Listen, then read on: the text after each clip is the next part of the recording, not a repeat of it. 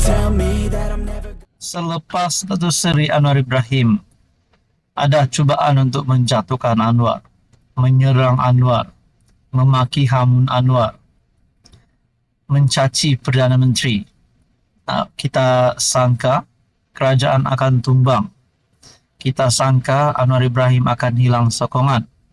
Namun saudara-saudara, ini kita perlu ambil perhatian satu berita ini, di mana ini satu kemenangan baru untuk Anwar dan rakyat Malaysia.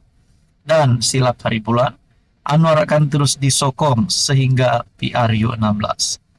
Tuan-tuan dan puan, melalui satu artikel daripada Harapan Daily, bertubi-tubi berita baik ekonomi Malaysia sepanjang Julai. Wow, inilah pengumuman paling dinantikan. Tahniah PMX, tahniah Madani, tahniah PH, BN, GRS, GPS. Alhamdulillah. 1 KDNK Malaysia meningkat 5,8%, suku kedua 2024. Suku pertama 4,2%, melebihi jangkaan ahli ekonomi pada 19 Julai 2024. Nah, disangkakan Anwar tumbang, disangkakan GPS, JRS akan tarik sokongan. Namun lain yang jadi sebenarnya, ini kemenangan baru Anwar Ibrahim, sekaligus menundukkan musuh politik Anwar Ibrahim yang coba menjatuhkan PMX. Mungkin kita boleh cakap selamat tinggal musuh politik Anwar Ibrahim. Ringgit kini menjadi mata wang yang mempunyai prestasi terbaik di Asia selepas Rupi India 13 Julai 2024. FBM KLCI Bursa mencecah paras tertinggi dalam 3 tahun, lepasi halangan psikologi 1.630. Sasaran 1.700 akhir tahun ini, 15 Julai 2024. JP Morgan naikkan rating Malaysia dari underweight menjadi neutral pertama kali sejak 6 tahun dengan apa yang mereka sifatkan perkembangan ekonomi yang memeranjatkan, 11 Julai 2024. Forbes memuji pembaharuan yang dilakukan Malaysia, mengarahkan ekonomi Malaysia ke arah pertumbuhan tinggi dan nilai tinggi di bawah kepimpinan PMX. Nilai dagangan Malaysia naik 8,7% kepada RM1,158 triliun pada Jun 2024. Tren menaik sejak Januari 2024. Harga sayur turun 20%, OPR kekal 3% untuk kali ke-7 berturut-turut. Malaysia dalam landasan untuk menjadi pasaran data center ketiga terbesar di Asia. Ringgit mula menunjukkan peningkatan berbanding Singapore dollar sejak 6 bulan lalu. RM250 juta berjaya diselamatkan dari ketirisan sebulan selepas rasionalisasi diesel dilaksanakan, kata Menteri Kewangan 2. Semua ini adalah pada bulan Julai. Jadi tuan-tuan dan puan yang amat dihormati, kemenangan Anwar. Nah, mungkin ini salah satu penyebab rakyat akan terus memilih Anwar, dan sudah pasti penyokong-penyokong PH Mahfud Anwar dikekalkan. Dan begitu juga penyokong PN, sudah pasti mereka nak Anwar tumbang. Tapi ini kemenangan baru untuk Anwar Ibrahim. Apa komen Anda? Halo semua, salam sejahtera Malaysia.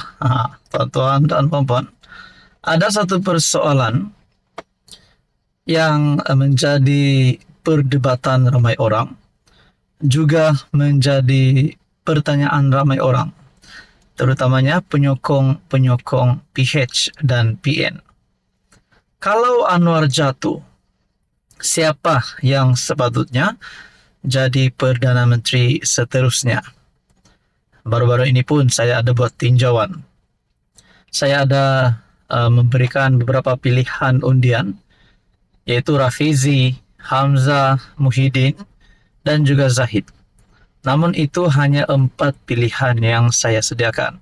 Sebenarnya ramai lagi calon yang boleh menjadi Perdana Menteri, asalkan ataupun syaratnya itu adalah pilihan rakyat. Contohnya Ismail Sabri pun boleh jadi Perdana Menteri, mungkin Saifuddin Nasution, mungkin Nurul Izzah, ataupun Dr. Wan Aziza, ataupun mungkin juga Tokmat. Kalau bahagian Perikatan Nasional pula ada yang kata Muhyiddin pun boleh jadi PM, Hadi Awang pun boleh jadi PM, Azmin Ali pun boleh jadi PM. Jadi sebenarnya ramai calon. Kenapa saya kata ramai calon? Sudah pasti penyokong PN mahu Muhyiddin ataupun beberapa nama besar di dalam PN untuk jadi Perdana Menteri. Begitulah juga bagi penyokong PH. Namun satu tulisan daripada Syahabuddin pada 19 Julai. Kalau Anwar dijatuhkan, tak semestinya Muhyiddin naik jadi Perdana Menteri. Adakah di sini harapan untuk Muhyiddin jadi Perdana Menteri sudah tidak ada? Lagi pula beliau hari ini sedang berhadapan dengan beberapa kes mahkamah. Menurut tulisan daripada Syahabuddin, seorang rakan yang merupakan pengikut tegar Anwar Ibrahim sejak era reformasi menegur beberapa tulisan saya yang mengkritik kerajaan Madani dengan mengatakan tindakan saya itu hanya akan membuka ruang kepada Muhyiddin kembali semula sebagai PM. Katanya, jika Presiden Bersatu itu kembali sebagai PM, episod kegagalan selama 17 bulan sebelum ini akan berulang kembali. Wow, mungkinkah ini juga salah satu penyebab supaya Muhyiddin Yassin tidak jadi Perdana Menteri lagi? Mungkin bagi yang tidak meminati Muhyiddin, sudah pasti mereka tak nak Muhyiddin jadi PM. Tapi bagi mereka yang meminati pimpinan Muhyiddin, sudah tentulah mereka mahu Muhyiddin sekali lagi jadi PM. Di dalam tulisan ini, adakah itu yang kita mahu? Tanyanya kepada saya. Sambil menyebut Anwar adalah PM terbaik ketika ini, rakan saya itu juga secara terbuka mengatakan rakyat Malaysia harus mengekalkan Presiden PKR itu menerajui Putrajaya bagi tempoh 10 tahun atau selama 2 penggal. Saya hanya senyum mendengar keinginannya agar Anwar menjadi PM selama 10 tahun. Dalam hati saya berbisik, jangankan 10 tahun, nak habiskan penggal atau nak menang PRU akan datang pun rasanya Anwar sedar masih lagi tak cukup nafas mendepaninya. Dalam sejumlah komen dalam beberapa tulisan saya kebelakangan ini, ramai juga yang mengomen dengan maksud yang sama. Menurut mereka, adakah kita mahu Muhyiddin kembali sebagai PM?